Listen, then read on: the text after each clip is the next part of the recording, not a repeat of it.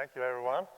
And my name is Tomas Gustavsson, as Ryan said, and I've been working with PKI for 30 years. And with that in mind, it's my absolute pleasure to present you with this legendary panel on post-quantum cryptography, what it is, or what's happened, or what's happening, and what's next. So we're going to start with everyone can introduce yourselves for a couple of seconds, and start with Russ. Hi, Russ Housley. I've been with the IETF working on PKI and S-MIME standards for a really long time. First RFC dealing with PKI that I wrote came out in 1999. So Victor Mateu, I am the chief researcher in TII, and basically we have been involved in the whole process of PQC, development of schemes, and we are participating very actively with other teams and other universities to the NIST competition. So try to bring this to the table. I'm Jaime Gomez-Garcia. I'm head of the Santander Quantum Threat Program, and I'm also founder and chair of the Europol Quantum Safe Financial Forum. Ryan Tomas, I'm a director of certifications at Lightship Security.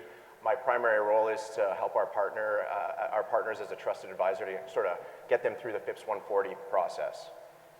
Hi, I'm Sudha Iyer. I am the chief cybersecurity architect at Citi. I am also the founding member of PQC at FSISAC.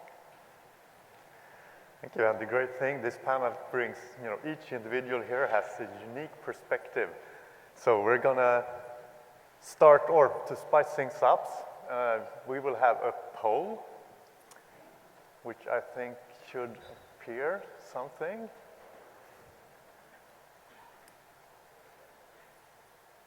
There we are.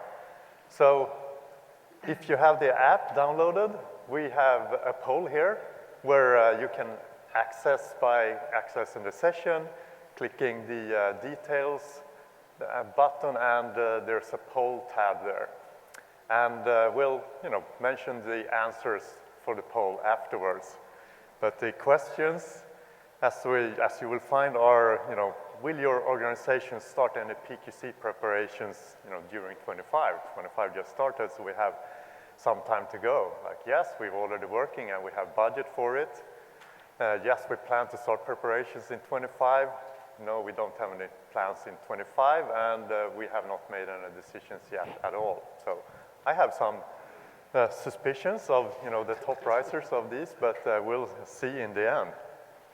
So, and you can also prepare questions, post questions in the app, or I think there might be a microphone as well later on. So we'll save some time in the end for questions from all of you guys. So I think we will start with we'll go around with some questions, and, we can keep it fairly open. So I'll have a bunch of questions which might be more suitable to certain of you, but if any of you have other comments, just raise your hand or jump in, and so we can have a nice discussion. So I think we'll try to start with the kind of icebreaker, the question which is on everyone's thought right now, which is, time schedules for PQC migration. When are things, from your unique perspective, mature enough to start things? Starting with Russ and going on. Okay, so in some aspects, we're already too late. So if you look at the transition we had from SHA-1 to SHA-256, at the time I was the security area director for the IETF, and I thought that would take probably 5 years. I was way wrong. It took way longer, and that was a very simple transition compared to the transition that we're looking at to go from RSA and elliptic curve to the post-quantum algorithms. The challenges have to do with everything, right? I thought we would have RFCs out already to deal with pure algorithms in the PKI right now, and it turned out that the private key format is a thing that has caused us to be already at least 2 months late. So you never know what the surprise will be. Yeah, for me, the main concern about the word maturity is that it ignores the risk part. So do we need the technology to be mature when the risk is so high? Or is it more risky to just not take it, waiting for the right maturity?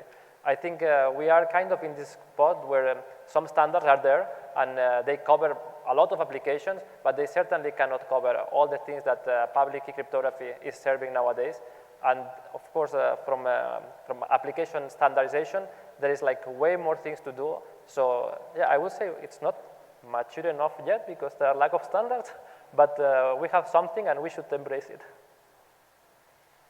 So I think the timeline has a beginning that probably starts long ago and has a deadline, which in my opinion is 2030, and it is completely unrelated from the existence of quantum computers. The NIST has already announced the deprecation of the current cryptographic algorithms by 2030. That's the deadline. So 2035 disallowed. So any organization that wants to abide by the standards, that's the deadline. The question of when is a cryptographically relevant quantum computer going to exist does not apply anymore. And with regards to maturity to start testing and working on the topic, in a survey done by the National Security Agency of Germany 1 year and a little bit more ago, where they asked 100 important organizations in Germany, so Germany is a big country and powerful. Those questions you were asked before, 30% of the respondents said that the transition to quantum safe cryptography did not apply to them. So 30% out of 100 important German companies believe it does not apply to them. So it's like they're not surveying on groceries, no? So there's so many things you need to do before thinking about actually making any transition, which is getting to know what cryptography you have in your hands, having just mature cryptographic management, and that is completely unrelated from mature standards. So this is why I said that the beginning of the timeline started long ago, getting control of your cryptography. That's the beginning, and this should have happened. I think my answer might be slightly different than my other panelists. And I'm partnering with a lot of product security vendors trying to tackle these challenges, get these NIST algorithms in their products, or making the decision on when to do so. As the other panelists have said, 2030 is coming very quickly. From my perspective, sort of being boots on the ground where these product vendors have to make design decisions, I think what I'm seeing is that they're looking at things like root of trust or firmware updates and things like that. And so they're looking at implementing the digital signatures right away and having multiple options so that if there was a challenge with one or a security issue with one, they have the agility to move to another one. I think when it comes to the chems, they're looking more towards the open source libraries that provide TLS and not rolling their own solutions for those. So I think they have their eye on the ball and they're watching it, but they're not quite implementing maybe right now. They're sticking with the classic algorithms, but they do need to get these in their products. They recognize that because, I think most folks recognize that the FIPS process, the common criteria process, these take almost years, many, many months to get done, and 2030 is, very closely on the horizon.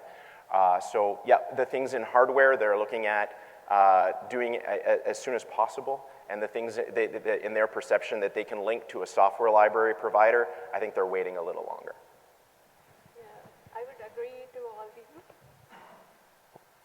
I would agree with all the experts here. I always take an architectural perspective to things. From the architectural perspective, we are at the initial phase. There are some help, like the low-hanging fruits that are there from NIST and other standards that are complementing the acceleration to the PKI, but then there is still a long way to go in terms of standardization. Like the use case based standards, PCI standards are not yet there for financial industry. Then the IETF standards are still to be released for say protocols, algorithms to be used literally. And then there are also interoperability issues, the dynamics of how stable, how reliable the new protocols will be, whether you are working in a hybrid mode or in parallel mode.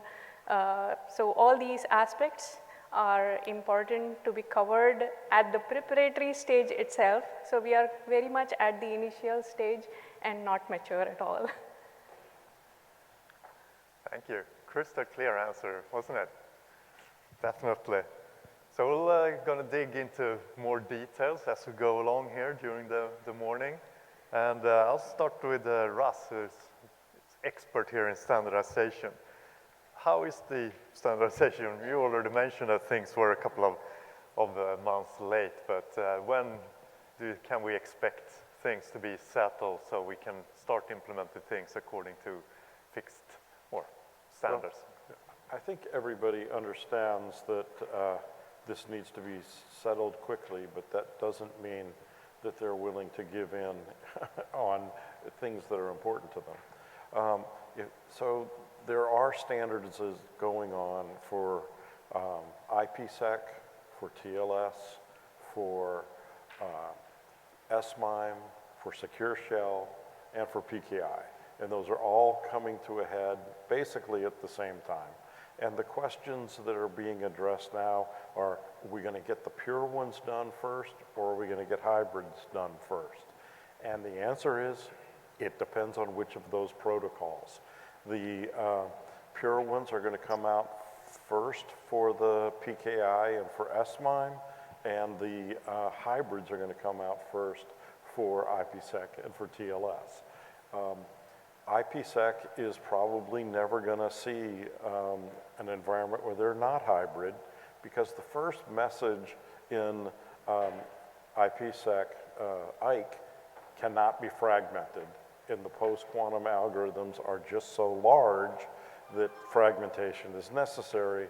So they're going to do a Diffie-Hellman exchange, and then under the protection of that Diffie-Hellman key, do a exchange related to the post-quantum, and then they'll mix the two together, even though the post-quantum will be encrypted with the key from the Diffie-Hellman. TLS has a different problem in that they cannot have multiple round trips. And so they can have big messages, but they can't have multiple round trips.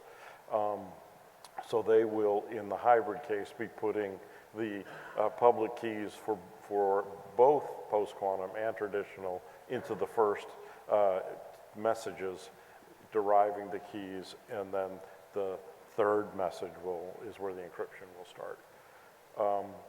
In TLS, the authentication depends totally on signature, not on the key establishment part of the handshake. So with the concern in the near term being harvest now and decrypt later when you have access to a quantum computer, that authentication will probably wait for the others. So that's how I see it.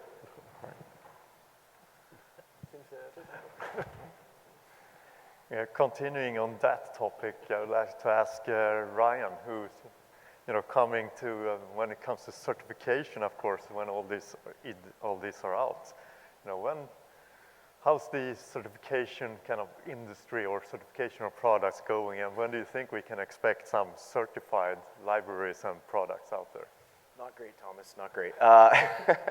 No, just all jokes aside, I think it's been a challenging couple of years. I think anytime you have a new version of a standard like FIPS 140-3, I think everyone thought they had their hands around the requirements, but when you really get to engaging with the product vendors, it was really difficult to get the interpretations down and be able to test and get these products through the government process, which on its own, once you get the testing done, you have that large wait to get the government CMVP, NIST, Q, we call it, is almost years.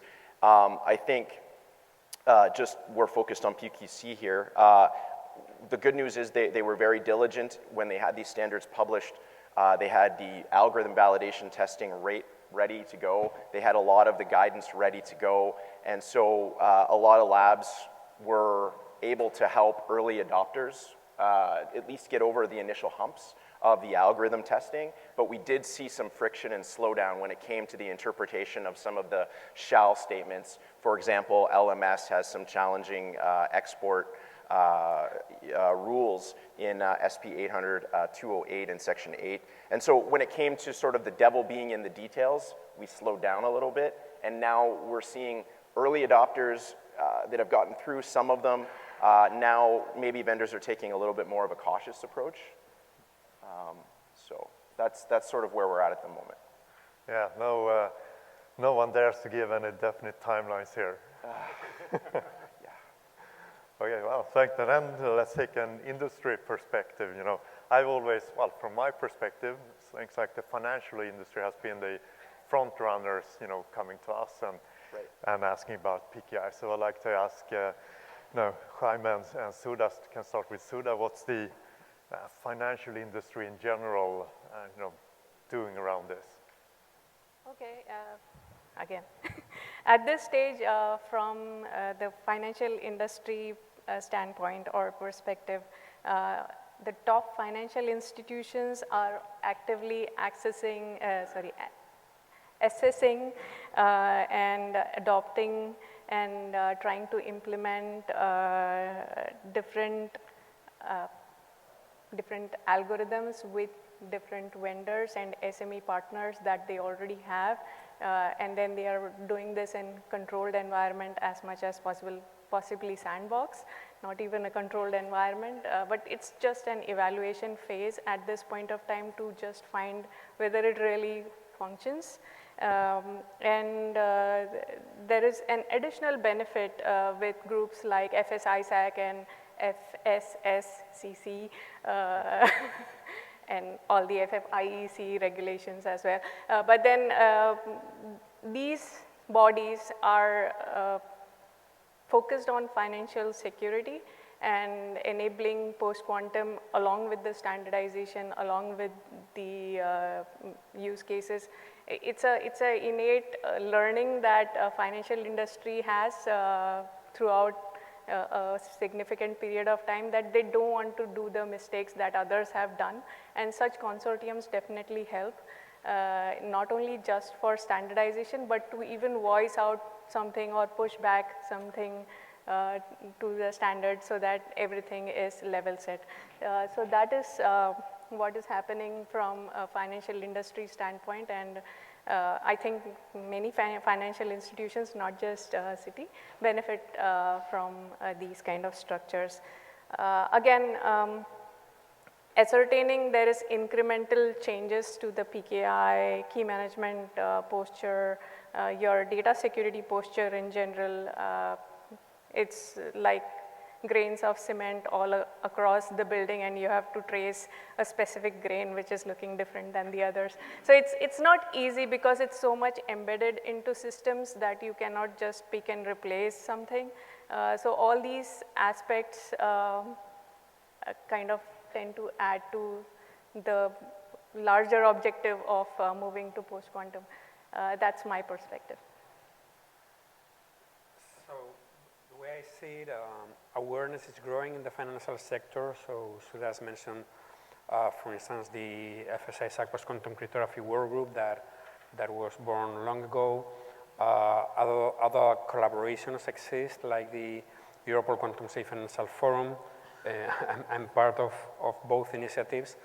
And it is important to mention that these initiatives are not competing against each other, but they are collaborating. In fact, Mike Silverman, who coordinates the FSI-SAC post-quantum cryptography work group, is a steering committee member of the Quantum Safe Financial Forum.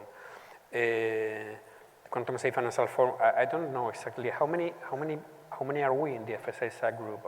I don't know, some 10 or so, but several. No, I know by heart the figure of organizations in the Quantum Safe Financial Forum from Europol. We're in the order of 45 nowadays.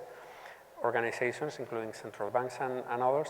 And there's another association that was born in 2024, Emerging Payments Asia. It's John around there from IBM. And so that demonstrates that there is collaboration. However, as the Deputy Governor of Banca d'Italia expressed in her keynote in a G7 work group meeting that we had on quantum safety for the financial sector, despite growing awareness, still we do not have an action plan. And the idea of a global action plan is really important because cities got their plan and they're making their guesses of what their plan is. We, Santander, are making our guess of what our plan is, and other organizations. So it is very likely that our plans are different, but the financial sector is hugely interconnected. We work in, the financial system interoperates globally at scale. So if Citi's action plan is not aligned with Santander's action plan, with JP Morgan's action plan, with the central bank's action plans, we're just gonna get together at the common denominator of our action plans. And so that means that whoever is advanced on one topic is gonna need to wait to finish his topic until the laggards complete that topic. So backwards compatibility is gonna be a huge issue. So that is why it's so important that we define a global action plan for the transition in the financial sector and in any other sector. And that's something we are, different people and in different organizations like FSI and the Quantum Safe Financial Forum trying to achieve today. And financial industry also has the regulatory bodies which give the checklist, so that is an additional kick so that everybody aligns. That's also very important. For instance, 1 year ago, the Monetary Authority of Singapore wrote an advisory letter to organizations within their jurisdiction, advising them to start looking into this. So, January 7th, 2025, the Bank of Israel sent a directive asking all banks under their jurisdiction to submit their transition plan within 1 year, and with very specific actions. So we are moving from awareness and advisories to directives and things that need to be done. Fantastic. Thank you. This is already very educational. So now let's move on to a more research-focused perspective, which is yet another unique perspective. So Victor, I kind of have 3 questions that you can take at your own pace. So how was the work kind of leading up to this standardization, and what do you see as challenges with the new algorithms, and kind of finally, what do you think is the next frontier in the research sector? Yeah, I think they are very related, but at some point, I think initially the research area was more like, okay, let's try to find a solution for this problem. People was considering the quantum computer to be something rather latecomer, and I would say even until 4 or 5 years ago, I think people still didn't believe that the quantum threat was actually a threat and was more like a hoax and a way to bring money. I also think that was related with the idea of the store now, decrypt later, which was a big push in order to make the things happen, but at the same time, I think it made a lot of the research work in a direction that maybe, and it's related with the second part of the question, it's not what the industry needed the most. And yeah, so I think researchers had it very clear, and it was a very good movement, and I think it helped a lot into the community. If you see now, the majority of the standards that were proposed to the NIST competitions are collaborations with multiple entities, researchers from different places, and this is something that I think it's a good background. Also, it started a lot of communication with the channels from the NIST. This Google group that they created also adopted a lot of a lot of communication. In some cases, not in the best terms, but that gave us a lot of fun, to be honest. And that pushed to more standards later when they discovered that, okay, maybe that was a bit driven from the research community, but not so much from the industry. And then they needed to come up with new signature schemes. And yeah, I think in the previous presentation, it was tackled one of the key subjects, which is what are you going to do with your security in IoT devices, how many IoT devices are needed for doing one thing, how many different pieces are related with the supply chain. And that is something that Store Now Decrypt Later was not tackling at all. It was actually something that was aiming at pressuring for the threat more than understanding the complexities of how we are deploying nowadays security in infrastructure and in software solutions. So I would say that goes to the third part of New Frontiers. I think MLDSA and well, the hash variant that we are getting offered, which for me it will always be Sphinx, but anyway, it's something SHA-DSA, I think it is. So for me, on that side, I don't think that will cover for IoT devices, as of majority of them and memory constraints and the sizes itself are actually very, very problematic. So now we have new standards that are trying to be pushed. I still believe that there are like gaps there. I think there is lots of proposals, but at some point, some of the people who put the standards together, and I'm sure that we will see also more standards on supply chain, will start having problems because many choices in standardization usually brings also many problems in terms of how you use them and which permutations are valid, which ones are not. So I would say research on this area would be, of course, they say the unicorn would be to find a signature algorithm that is post-quantum, small, reliable, and perfect, like people was happy with ECDSA or EDDSA or whatever variant of elliptic curve that is more reliable. That being able to find it, I think it's going to be hard. The other part is going to applications that are more complex. So, okay, now we have a digital signature algorithm, and then we have our protection for exchanging keys, but we are using way more things than that nowadays in majority of sectors. I think zero knowledge proofs are something that is there around many different use cases, from electronic voting, maybe more remotely, but also authentication using not digital signatures, but a method of exchange. That will be certainly a path forward. And then we're going into fancy things like ring signatures, threshold signatures, and all this kind of access management that you can build out of it that are also applying to cryptocurrencies and all these technologies over blockchains. So that will be a summary of what I see. Hopefully it tackles the 3 questions. I think so. Great answers. Thanks. So next I thought I can take a couple of 2 quick questions, kind of back and forth. We can start with Sudha on the first one, coming here, and then we go back on the second.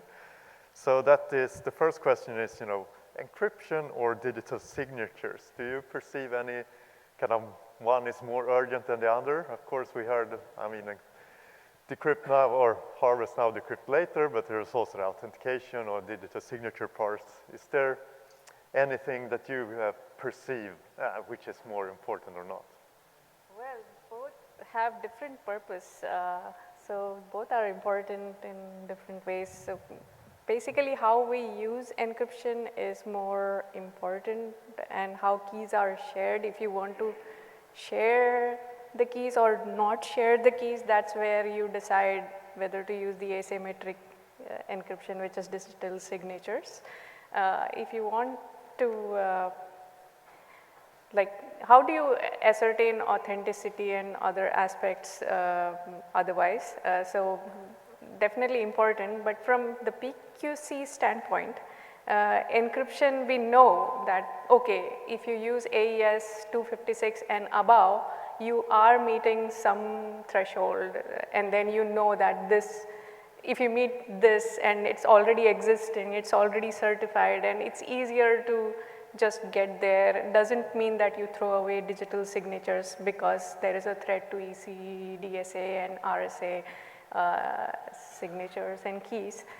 So building architectures like one-time use keys, even in the existing architecture, can definitely help because your harvest, the volume of harvest will be less, and this will demotivate the attacker to start building their profiles or just perform a malicious attack.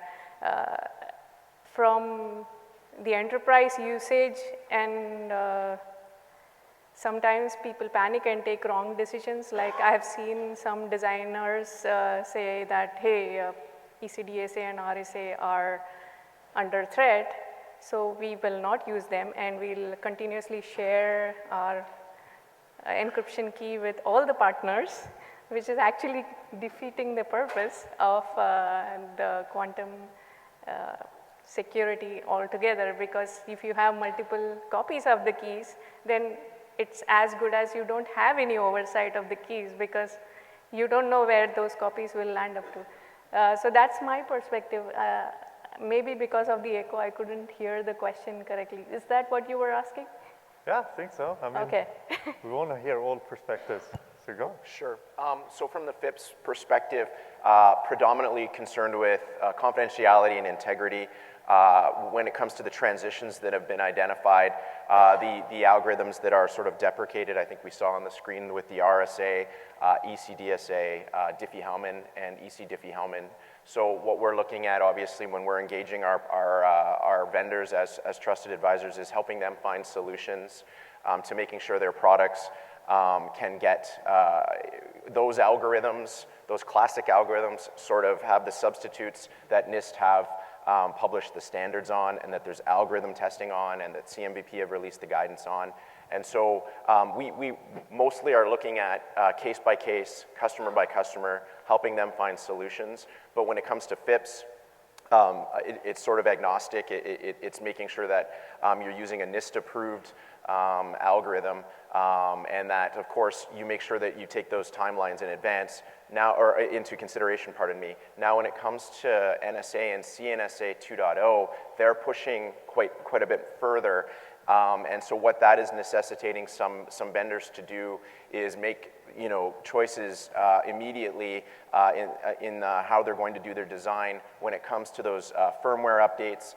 They're also saying some of the NIST algorithms, they're selecting and sort of narrowing down the options that you can select in your product.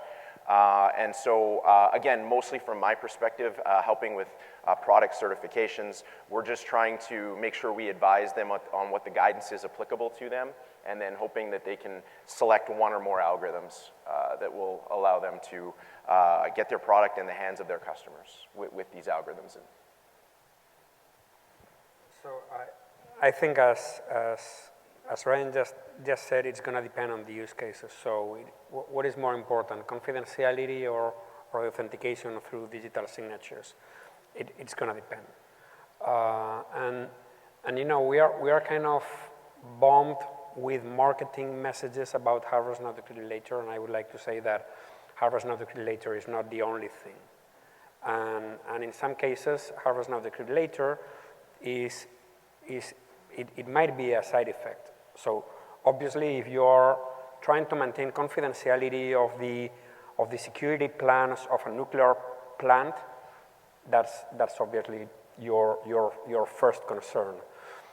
But with regards to a financial organization, if you think about it, harvest now, decree later creates a reputational concern. But what's the issue if somebody shows your account movements from today in 10 years from now?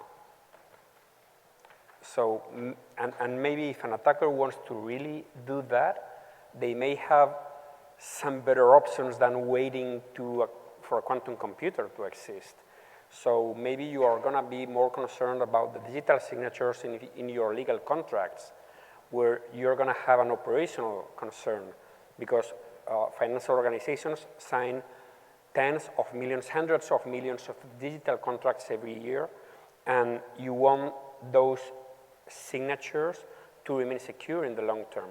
So you do want those contracts to maintain their legal validity in the long term. So from an operational point of view, this is something you need to assess.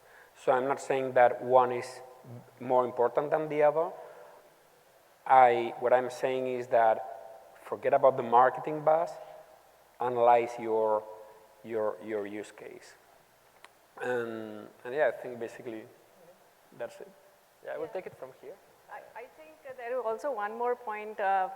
Businesses don't change business model over a year, at least 10 years, they'll always maintain the same business model. If your business model is revealed, then you are out of business. So it's important to protect your business, and that's why you need to protect your infrastructure and the data and everything. Even if it's old, it still has value. Yeah. So just to add on top of what he was saying, I'm especially concerned with this part of the, I think basically the store now decrypt later was very easy to visualize, but at the same point, if we think of a use case of signatures, we can find other things that are very easy to visualize, right? Imagine a sensor that you have in your car. Nowadays, everyone has a smart car, and some of these cars are able to smart brake, and some of these cars are able to maintain your speed. And just because they have a sensor that does one thing or another, your car will behave in one way or another. Now, these devices are usually, as they mentioned before, relying on firmware, and this firmware will have a digital signature there. And once someone has access to it, I will bet a lot of money that none of the people with a car will go to the manufacturer of choice and do an upgrade to post-quantum cryptography. Now, if I want to do marketing, that doesn't sell very well, but if I put a car that wants to brake and instead of that crashes, I think it's a very obvious thing that you can do with the digital signatures. However, because it was so easy to tell people, nah, your messages are going to be decrypted, and I have to say, for the majority of individuals that I know, of course, maybe not the companies here because they are focused on security, but if you think about market-wise, there are a lot of companies nowadays using email solutions that are not encrypted. And no one really puts so much value. WhatsApp encrypting messages end-to-end was not the key point of WhatsApp. It was already a very well-established technology before that. And other solutions that have maybe better encryption are not overcoming the problems and are not moving WhatsApp away. So is the confidentiality such a big thing for post-quantum, or are there other technologies that enhance all the technological market that we are building around that are maybe a bigger priority? In my opinion, I think there are. That doesn't mean store now decrypt later didn't serve a good point. I don't think NIST will have store without that, will have started without that. But in a level of maturity, I think we were a bit misled. Sorry, Russ, may I add one thing? If you think about CNSA 2.0, what is the first use case that is mandated in CNSA 2.0? Firmware. Software and firmware signatures. So that's exactly right. Digital signature is most important because if we don't know when the quantum computer's coming, or at least one that's cryptographically relevant, but in order to do the transition, whenever we have to do it, you're going to have to protect the software update. Otherwise, your software update mechanism is vulnerable to the quantum computer. So we need to start signing now with a cryptographically secure algorithm. I advocate hash-based because it's the most simple, straightforward, easy to analyze algorithms that we have standardized today. And then when you want to deploy the whole suite, you have a way to integrity protect it and authenticate it. And that's the way that the whole transition is going to happen in my view. So, but Thank you. I mean, we can I believe we can use the whole lunch hour for this discussion as well. Also looking at the questions are coming in, so we're going to have a bunch of those as well. So I think I'll round off here with one. One more point about digital signatures is that it actually is the only solution which supports interoperability between two different partner organizations or others. Encryption doesn't do that. There is no root of trust in just encryption. There is a root of trust in the PKI services, internal, external. There is a handshake and all those system designs which have been working for more than a decade. So that's another important thing. Great, I love this. And no better expert than you. So one last short round the other way then, which can be, well, hybrids or not? Hybrids or not? Well, we don't have a choice. We're going to start with hybrids because people don't yet have the confidence in the algorithms or their implementations. So people are going to do hybrids in order to make sure that they at least have the strength of what they have today during the transition. Once they have confidence in the new algorithms and they have confidence in the implementations of those new algorithms, we might be able to move away from that. And it's interesting that different governments are pushing strongly in different directions. The CNSA specification says just go to pure post-quantum, we trust those algorithms, and BSI from Germany is saying go to hybrid and stay at hybrid, we'll never have the same kind of confidence. So who knows? I always like the fact that we are so confident about our cryptography nowadays. Like if there has been in the history not more than 25 attacks through RSA that force people to use different kinds of keys, upgraded public keys, find new ways of finding also attacks in elliptic curve. Right. So I think the term confidence, it's a bit of a new thing. Like, okay, because we have seen so many things, we evolved to a point where we feel more confident. For me, personally, I think people should be okay to go without hybrids. However, because of the cost that they have, I would totally say just make it hybrid, because even if it covers you 1-2% of probability of having any concern in the present, it's still worth it. You are already having such a big length of a message, and you were already having all your infrastructure accommodated for the cost of having elliptic curves. So the cost in terms of computation of having lattices is not bigger. And if you have already to pay the cost of putting lattices because of the size, then adding the small size of elliptic curve point coordinate, it should be not so big. So yeah, I have a bit of a double feeling. So I would say we can be confident on the technology, but because of the cost and inheritance and avoid mistakes, why not just do it hybrid and get over it? Yeah, I think there's a global consensus on better go hybrid to mitigate some risks, etc. And I agree with that. With the only exception, if I'm not mistaken, of the US NSA. So in the last PKI Consortium's PQC conference, you were there, Tomas, the NSA representative defended their position of not using hybrid and going straight to pure PQC. Some of the things he said resonated with me. I'm still not convinced, but you know, I'm not a person of this is 100% this way. So I certainly want to revisit that talk to think about maybe there are some use cases where it may not pay the effort. But anyway, as a bank, I'll probably just need to I will just be able to do what my vendors provide me with anyway, in the standard organizations.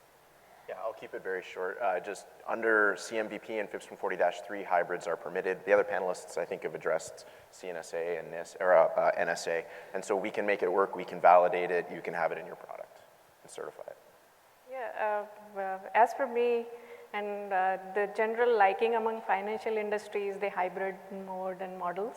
But as an architect, I feel there are different applicability in different levels. So if you're working on air-gapped systems, you can have better, efficient, and full PQC mode rather than a hybrid mode. But if you're working on edge services, that's where you might need something which is either double encrypting or either working in a hybrid fashion. And like all the banking and financial services, any new change that happens usually goes with a parallel run. So it's a modus operandi for the banking finance industry to do things in parallel. So I mean, either ways, depending on the business use case, depending on which part of the architecture you are implementing PQC, the designs would change, I think. Thanks, everyone. So we're going to move to audience questions. So I'll take a couple. We're not going to be able to answer all of them. I'll apologize here in advance. So I'll take one from the app, and there's a microphone in the middle if someone dares to go up in public here. So, but I'll do one. So anyone, just raise your hands if you want to grab this one. Do you expect the new PQ algorithms to be used as drop-in replacements, for RSA and EC, for TLS, IPsec, SMIME, etc., or will protocol, engineering changes be needed due to the changes in size, for example? Yes. Yes is the answer. In some cases, they will drop in. SMIME, it's pretty straightforward to drop in. And because of the structure of SMIME, you can apply multiple signatures or apply multiple envelopes if you want to do that. Other ones where you're trying to integrate into TLS or IPsec at the lower layers, it's not going to be so simple, and that standards work is already well underway. Yeah, I think definitely everything will change because it's not one size that fits all. So, for example, SMIME was taken as an example. So, SMIME only has like operational TLS. So, there is an opportunity wherein SMIME could be made better with the full-fledged TLS so that there is a full authentication on either side. So, I think it's not just the disadvantage. I think there is also an opportunity which comes in wherein you can implement better protocols, better technology because of PQC. Anyways, you are changing it, so why not make it better? Okay, next one. It's actually one thing that you and I talked about briefly, Sudha, during the breakfast. So how does PQC affect embedded systems like IoT devices? I mean, IoT devices can also be like smart cards and passports, right? Versus things like cloud-based systems. Yeah, I can take that as well. So currently, there are different IoT devices which supports good level of security, I would say, and some of them do not have them. This is a call for action for anybody developing IoT technologies to implement better security, better SHA implementation to start with. And yeah, so IoT smart devices, it's not just the data retention on these devices, it's also how much of information is captured and how much lateral movement can happen. So there is no segmentation sometimes. All the different aspects need to be covered.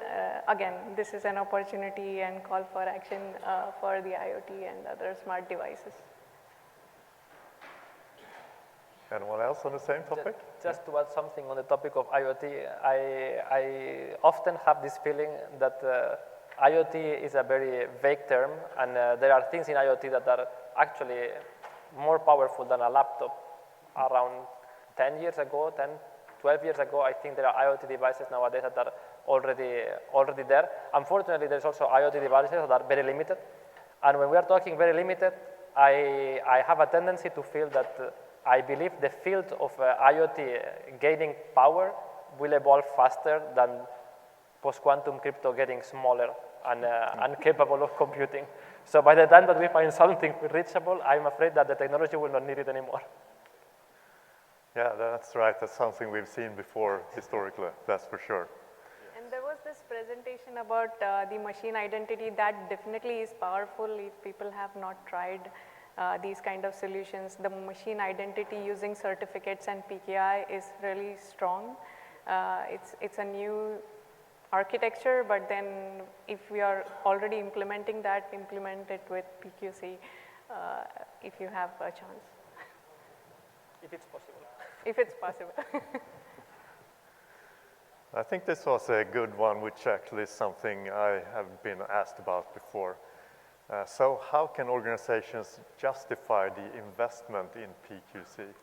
I think you touched on that in the beginning a little bit, but like a concrete, if there's something you can think about. Well, I can start again. It's difficult to give a point to the board. It's very difficult to convince your board members to invest in something like a post-quantum cryptography. So unless you have a program, unless you have defined objectives, it's very difficult. That's a given. But if you have to present a case to the business, post-quantum cryptography, unlike the name, it's a problem which needs to be solved right now. It protects the enterprise end-to-end with cryptographic disabilities that the organization might be carrying as a baggage for a long, long time. Sometimes what people think or architects think is you just need to encrypt and your architecture is secure. There is a whole bunch of things that you need to do, like inventory of the keys, inventory of the certificates. All these things are not done, even though it was there in the standard. So this enables the enterprise cybersecurity folks to make it as a use case, saying that, hey, we have not done this. We are still way down here, and we have to be here. So that's one way you can say. And then if you bring better solutions like abstract layers, wherein you can make it easier for the technology to be implemented, like even enable developers to build solutions, POCs, saying that this is possible using cryptographic libraries and do that parallel implementation. That itself is an example that this can be done, and people will start financing that. Yeah, so I think there are, my recommendation is to do awareness at different levels with different teams within the organization. So for instance, you have to raise awareness for risk managers so that they understand that despite this being a risk that is going to impact in the long term, it is not a long-term risk. It is an emerging risk because your capability to do something about it now is now, because all the timeline to transition. When talking to your cybersecurity organization, to your cybersecurity peers, I used to compare this with the track that we've had in vulnerability management. So 15 years ago, we just didn't patch things unless they didn't work or there was an issue with them. Nowadays, patching is done in BAU mode. So that transition has taken several years, and it was about maturity in vulnerability management. So demonstrating that or recognizing that we are not mature in cryptographic management is a thing to be said, and that it is going to take a long time and a complex project. That's also a message important for cybersecurity peers. And with compliance peers, if you're a regulated organization, you need to abide by regulations. As Sudha and we mentioned before, in the financial sector specifically, there are some regulations coming in. If you're in Europe, DORA and PCI DSS already are requesting you to have a mature cryptography management framework. And And also, as I said in the beginning, the cryptography that we're using today is going to be deprecated by 2030. So 5 years, not a long time. So this kind of awareness messages to the right people are going to make them all agree on the need to take action. Awesome. So this will be the last round. So just from each of you, what's your last quick advice to the audience in this? Get started now, it's going to take a while. Yeah. Migrate now, harvest later. I would say collaborate. And if you're in the financial sector, FS-ISAC, Emerging Payments Asia, Quantum Safe Financial Forum. If you're in another sector, find whatever work group, and if it doesn't exist, go create it. Yeah, depending on your role, if you're looking specifically implementing these algorithms, NIST have been engaging and collaborating. There's workshops. There was one last week on chems. There is a Google group forum, PQC forum. There's a lot of good interactions and information and collaboration there. So you really can get more data points to help you make decisions or to implement things. And I believe there's a conference in the fall in DC, another PQC conference that NIST is holding. So I think just continue to get more information and, like you said, collaborate. Yeah, all the points are valid. So in addition to that, find the right vendors, evaluate them correctly. Even if you are not able to technically evaluate them, have the interview questions set up. And actually, FS-ISAC group and other groups can also help build those questionnaires for you. So start with that, get the right vendors so that you have some sandbox and controlled system testings going on your own side, and then build the capabilities as you approach 2025 and 2030 and 2035 deadlines. All right, and I promised I would end with revealing the poll results. So the winner was yes, we plan to start preparations in 2025. This is very encouraging, don't you say? And then there is, second was that, that was actually over 40%. About 30% say, no, we don't have any plans to start in 2025. And 20% say, yes, we're already working and have budget. And then there is only a few that say that haven't made any decision yet. So I think it's encouraging. And I think it's fair to say that, compared to a year ago, a lot of things have happened and the maturity has grown a lot. So I think we have to give this fantastic panel a well round of applause.